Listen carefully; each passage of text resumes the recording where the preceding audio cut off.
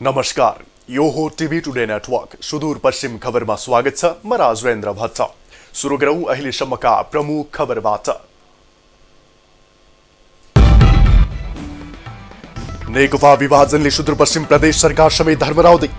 प्रचण्ड नेपाल समूह आफ्ना संसद जोगाउने रणनीतिमा, ओली समूहले पनि पकड बढाउँदै।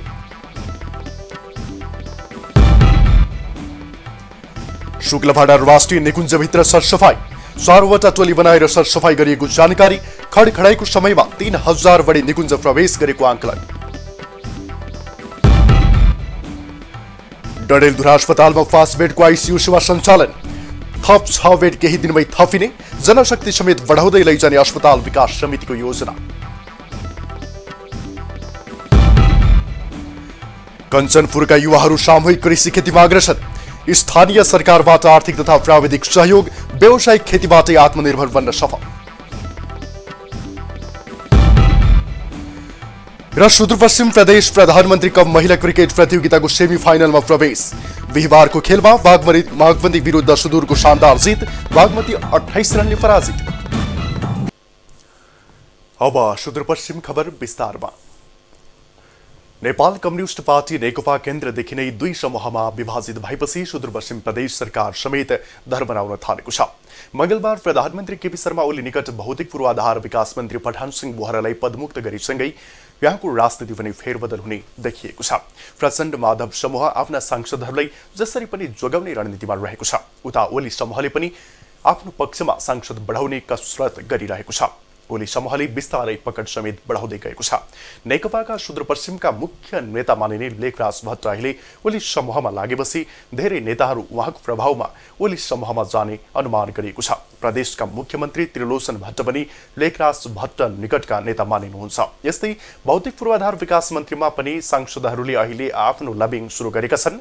नयाँ मन्त्री कसलाई बनाउने भन्नेमा माधव प्रचण्ड समूह अलमलमा परेको छ। सुदूरपश्चिम प्रदेश सभामा 53 जना सांसद रहेका छन्। तीमध्ये 39 जना नेकपा, 12 जना कांग्रेस र 2 जना जनता समाजवादी पार्टीका छन्। आर्थिक मामिला तथा योजना मन्त्री झपट बोहरा, पठान सिंह बोहरा, रतन थापा, नेपालु चौधरी, कुन्ती जोशी, लीलाधर भट्ट सहित 13 जना सांसद आफूसँग रहेको ओली पक्षको दाबी रहेको छ। शुक्लभाडा राष्ट्रिय निकुञ्जले निकुञ्जभित्र सरसफाई गरेको छ। खडखडाइको समयमा निकुञ्ज गएका मानिसहरूले निकुञ्जभित्र खाजा खाएर फालेको प्लास्टिक, बाटोमा फालेका झारपातहरू सरसफाई गरिएको हो। निकुञ्ज सहायक संरक्षण अधिकृत रविन चौधरीका अनुसार सरसफाई अभियानमा मध्यवर्ती क्षेत्र विकास समिति, निकुञ्जका कर्मचारीहरू र सेनाको छुट्टा छुट्टै 4 टोली बनाएर सरसफाई गरिएको छ। निकुञ्जले पौष 10 गतेदेखि पौष 15 गतेसम्म खडखडाइ खोलेको थियो। सो अवधिमा 2500 देखि 3000 भन्दा बढी मानिस निकुञ्ज प्रवेश गरेको आंकलन गरिएको छ।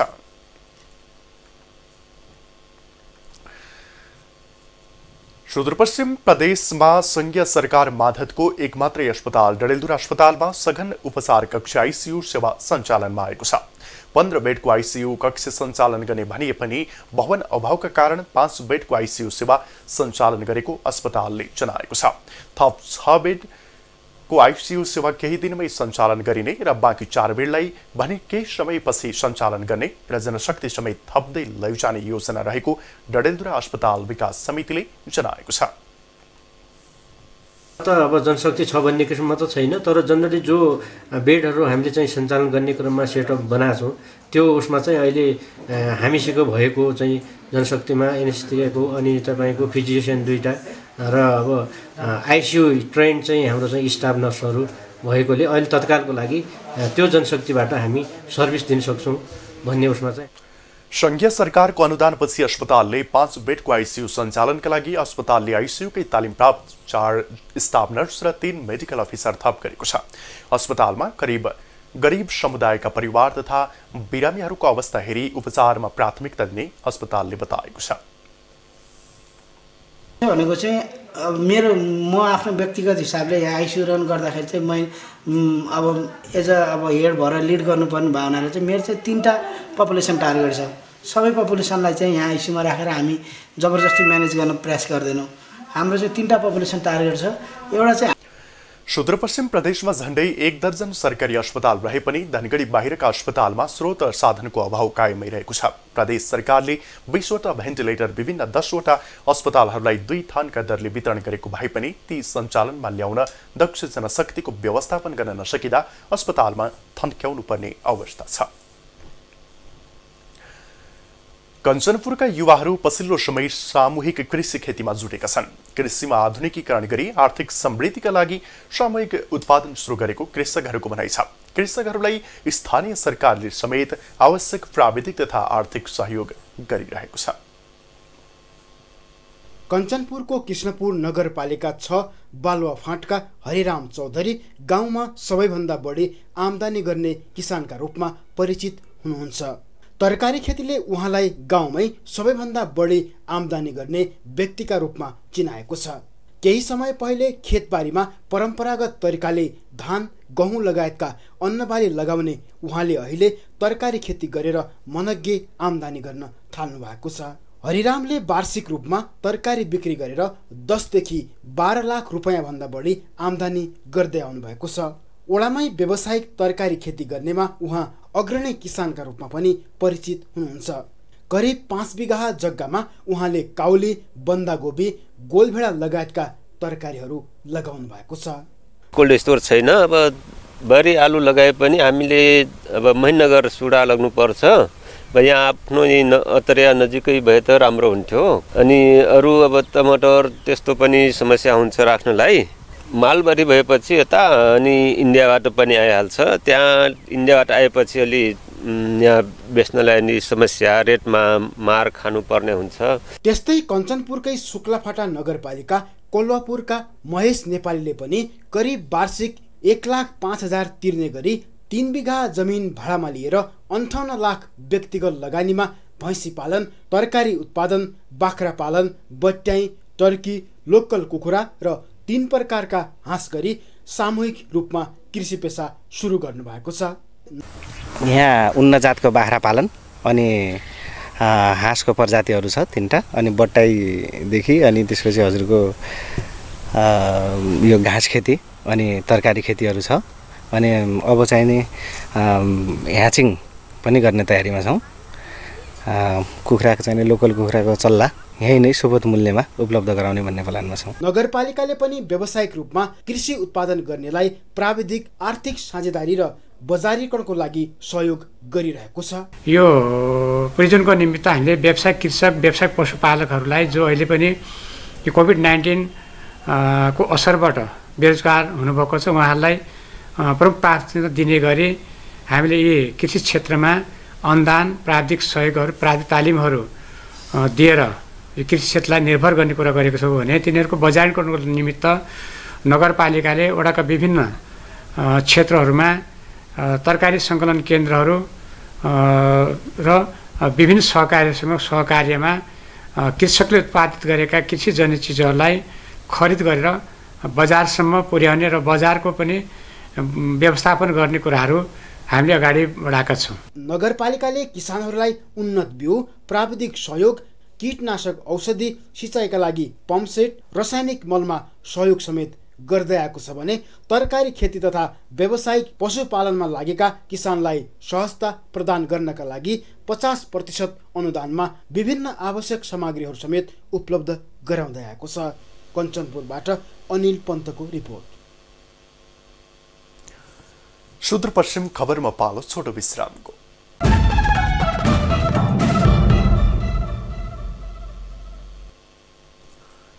अब बाँकी खबर। धनगढीको कोभिड अस्थायी अस्पतालमा 10 सयको आइसियू सेवा थपिने भएको छ। सेती प्रादेशिक कोभिड अस्थायी अस्पतालले गम्भीर प्रकृतिका संक्रमितहरूको उपचारका लागि आइसियूको सय थप्न लागेको हो। आइसियूका सय विस्तार भएपछि कोरोनाका गम्भीर संक्रमितको उपचारमा सहजता हुने विश्वास लिएको छ। गम्भीर संक्रमितको संख्या धेरै हुँदा अन्यत्र रेफर गर्नुपर्ने बाध्यता भएको अस्पतालले जनाएको छ। तर सेवा विस्तार भएपछि केही हदसम्म त्यो बाध्यता कम हुने अपेक्षा गरिएको छ। अहिले कोभिड अस्थायी अस्पतालमा 5 वटा भेन्टिलेटर सहित 10 सयको आइसियू सेवा सञ्चालनमा रहेको छ।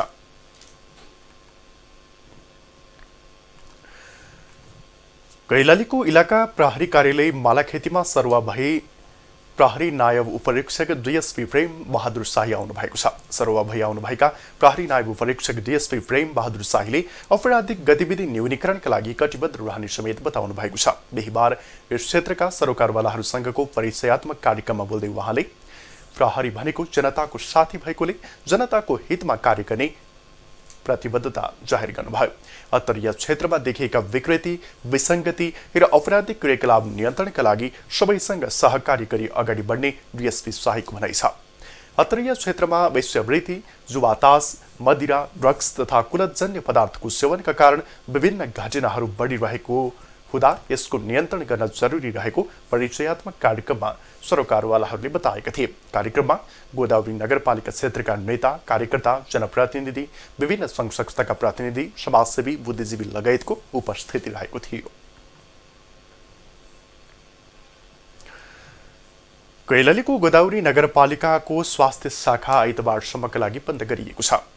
स्वास्थ्य शाखामा कार्यरत कर्मचारीमा कोरोना संक्रमण देखिएपछि शाखा नै बन्द गरिएको हो। गोदावरी नगरपालिकाको स्वास्थ्य शाखाको स्वाब संकलनमा संलग्न कर्मचारीमा नै कोरोना संक्रमण देखिएकाले उच्च सतर्कताका लागि शाखा बन्द गरिएको नगरपालिकाले जनाएको छ। सुदूरपश्चिम खबरमा फेरि छोटो विश्राम।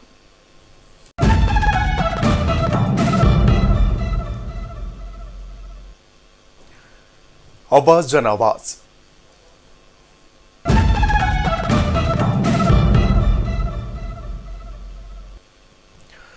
बाजुरा सदरमुकामसँग जोडिएको बडीमालिका नगरपालिका 9 बडुवाल बस्तीमा खानेपानीको हाहाकार भएको छ। वर्षौंदेखि खानेपानीको समस्या झेल्दै आएका यस बस्तीका स्थानीय खोलाको दूषित पानी पिउन बाध्य छन्।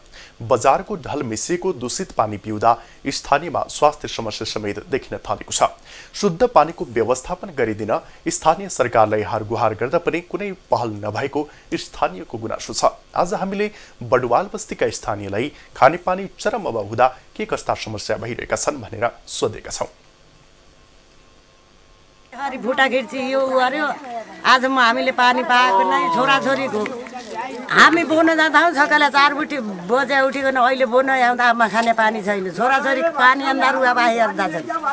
पानीको धेरै ज्या पनि उयो छ। यति कति जहाले पनि यो आजमा अहिले खाने पानी पाएको नै मुथी मोडा पोल्दा छन् तली हामी पानी खाँदा छन्। पुराटी खेत ल्याउँछौँ 1.5 घण्टा लाग्छ। परिगाडा सालो ल्याउँछौँ 1.5 घण्टा लाग्छ। यहाँ भैँसा हामी भन्दा पनि भैँसा गोरुलाई पनि खाने पानी छैन। नहरको गन्दा नालीको पानीले भाँडा धुन्छन्, छोराछोरी खेल्छन्। कोरोना आउँदा भन्छन् अघि पछि यहाँ छोराछोरी पनि कोरोनाले बच्दा भए मान्छे पनि मजा उही खाने गन्दा नाली पानीले हामी भाँडा धोइ भित्त हिँड्छौँ। पानीको धेरै समस्या छ। परि गन्दा नाली गोरु बच्चा गन्दा नाली खाइरहन्छन्। टाढा त्यही हुन्छौँ, भाँडा त्यही हुन्छन्। हामी पनि त्यही गन्दा नाली पानी खान्छौँ। बजारको नाली पनि त्यसैमा आएको छ। बजारको नाली पनि त्यही गन्दा नालीमा। अहिले गन्दा नालीको खोलाको पानी खाइराख्नु भएको छ। खोला पानी त्यही खोला पानी खाइराख्नु। यस्तो छ हेर्नुहोस् अब बाल बच्चाले गाडाको फोहोर पानी खाइरहेका छन्। यो धारामा पानी छैन। धेरै ठाउँ हामीले गऱ्यौँ त्यो पानी पनि आएन। अनि यताबाट ल्याएपछि हामीलाई 25 मिनट लाग्छ, उताबाट ल्याएको 30 मिनट लाग्छ। त्यतिबाट बच्चाले पानी बोकिराखेका छन्। फेरि खाना गाई भैँसीले पानी खान पाएको छैन। कसैले पनि पानी खायो। यो बाटो धेरै पानीको लागि टुक्कीमेनको उधारो भयो। टुक्कीमेनको उधारो यो बाटो छ। टुक्कीमेनको उधारो छ। यति समस्या छ। यो फोहोर पानीले व्यवस्थापन गरिरहेको छ भैँसीलाई दिनको लागि। हजुर हो दूषितमै हो परि हस्पिटल। अब आर्थिक खबर।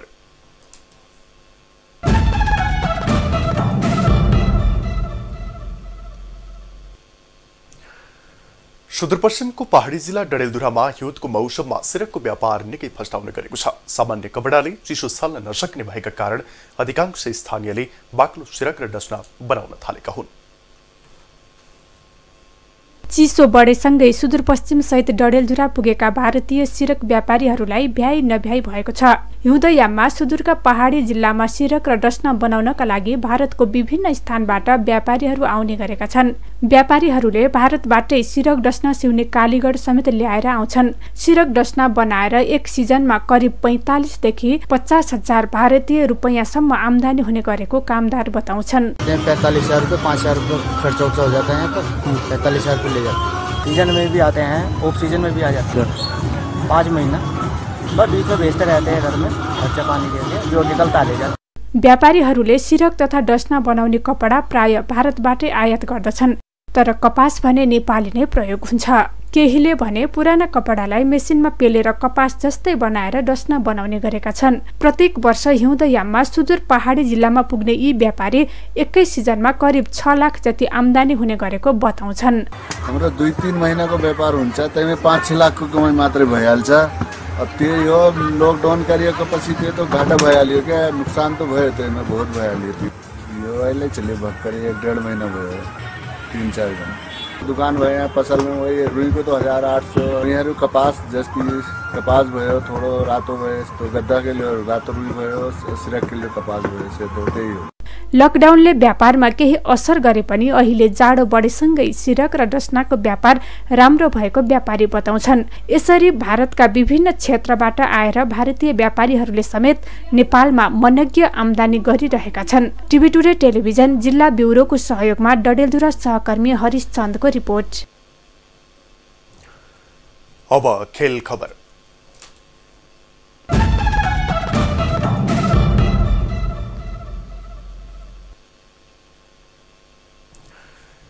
धनगढीमा सञ्चालन हुने लिटल फ्लावर प्रिमियर लिग विद्यालय स्तरीय 19 वर्ष मुनिको क्रिकेट प्रतियोगिताको तयारी तीव्र रूपमा भइरहेको छ। फागुन 15 गतेदेखि 24 गतेसम्म एलपीएल 5औं संस्करणमा सहयोगीहरू जोडिने क्रम पनि बढ्दै गइरहेको छ। यसै क्रममा प्रतियोगिताको सहप्रायोजकको रूपमा Joshi optical and I care centre समेत जोडिएको छ। सेन्टरले एक कार्यक्रमका बीच सम्झौता पत्रमा हस्ताक्षर गरेको छ। देशकै विद्यालय स्तरको उत्कृष्ट प्रतियोगितालाई स्तरीय बनाउन र विद्यालयहरूमा लुकेर रहेका प्रतिभावान खेलाडीहरूलाई बाहिर ल्याउने अभियानमा हौसला प्रदान गर्न प्रतियोगितामा सहप्रायोजकको रूपमा सहभागिता जनाएको सेन्टरका प्रमुख तथा संस्थापक डाक्टर युवराज जोशीले बताउनुभयो। एलपीएल क्रिकेट प्रतियोगिताको 5औं संस्करणमा सहयोगी हातहरू जोडिने क्रम बढ्दै गएको लिटल फ्लावर स्पोर्ट्स एन्ड इभेन्ट्सका अध्यक्ष रामचन्द्र शाहीको भनाइ छ। प्रतियोगितामा सहभागी जनाउने टिमले पौष मसान्तसम्म टिम दर्ता गराइसक्नुपर्नेछ। दाङको लमहीमा जारी प्रधानमन्त्री कप महिला राष्ट्रिय क्रिकेट प्रतियोगिता अन्तर्गत बिहिबारको खेलमा सुदूरपश्चिम प्रदेशले बागमती प्रदेशलाई 28 रनले पराजित गरेको छ। वर्षाका कारण 11 ओभरमा छोट्याइएको खेलमा सुदूरपश्चिम प्रदेशले बागमतीलाई 77 रनको लक्ष्य दिएको थियो, जसमा बागमती प्रदेशले निर्धारित 11 ओभरमा 9 विकेट गुमाएर 48 रन मात्रै बनाउन सक्यो। बागमतीका लागि सुमन खतिवडाले 27 रन बनाए पनि टिमलाई जिताउन असफल भइन्। सुदूरपश्चिमको जितमा कविता जोशीले निकै आक्रामक बलिङ गर्दै एक्लैले 5 विकेट लिन सफल भएकी थिइन्।